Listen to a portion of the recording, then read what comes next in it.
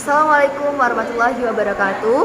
Yang terhormat kepada Abi Hanif dan Ida selaku pengasuh pondok pesantren seperti Melara Bahanfida. Yang terhormat kepada Mas Hamid, Mas Hawan, Bizara, Ningria, dan Kamila. Dan yang terhormat kepada Jam Gurus dan guru-guru dan kepada Mbak Rifki sebagai menteri PTM Cerisi. Perkenalkan, nama saya Kartika Amelia Permatasari. Saya di kelas 10 MA Al-Quran Melara Bahanfida. Saya di sini akan menjelaskan tentang bab ke-10 tentang kitab Ubudiyah. Pada bab 10 ini menjelaskan tentang nikah. Yang bernama, apa sih nikah itu? Nikah menurut bahasa artinya itu berkumpul, sedangkan menurut syariat adalah syarat diperbolehkannya bersetubuh, seperti itu. Kemudian ada pula hukum nikah bagi laki-laki dan perempuan. Yang pertama itu bagi laki-laki, hukumnya itu sunnah jika dia mempunyai hasrat, dan dia itu hukumnya makruh jika dia itu cowoknya itu nggak punya hasrat gitu. Kemudian itu hukumnya itu wajib jika cowoknya itu udah punya biaya untuk melangsungkan pernikahan itu, untuk membiayai calonnya. Kemudian hukum wanitanya, sunnah jika dia itu mempunyai hasrat, dan makruh pula kalau dia itu tidak punya hasrat, dan haram jika dia itu tidak bisa melaksanakan kewajibannya sebagai seorang istri itu. Kemudian rukun-rukun nikah, yang pertama itu adalah calon mempelainya. Yang calon mempelainya itu dia itu harus Islam.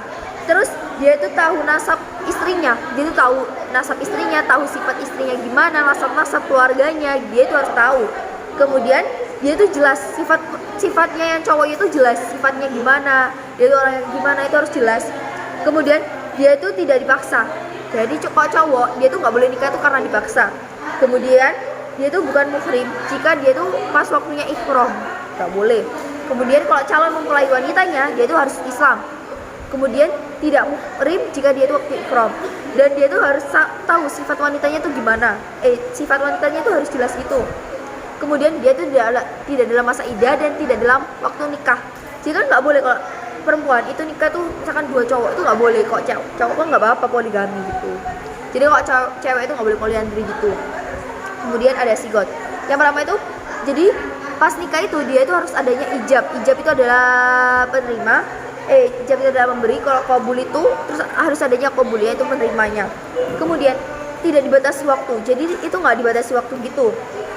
Kemudian harus ada walinya. Lah walinya itu harus memenuhi syarat. Syarat yang pertama dia itu harus Islam. Kemudian walinya itu harus balik pula. Kemudian walinya itu harus berakal. Gak boleh kan masuk wali itu orang gila kan, gak mungkin banget gitu, gak boleh jadinya. Kemudian harus merdeka. Jadi bukan orang yang diperbudak seperti itu, bukan budak gitu. Kemudian ada pula 2 orang saksinya. Jadi minimal saksinya itu harus ada 2 orang, nggak boleh kurang dari 2 orang. Dan untuk kayak walinya untuk orang saksinya itu sifatnya itu sama kayak walinya, maksudnya syarat-syaratnya seperti itu. Oke, sekian dari saya, kurang lebih mohon maaf. Wassalamualaikum warahmatullahi wabarakatuh.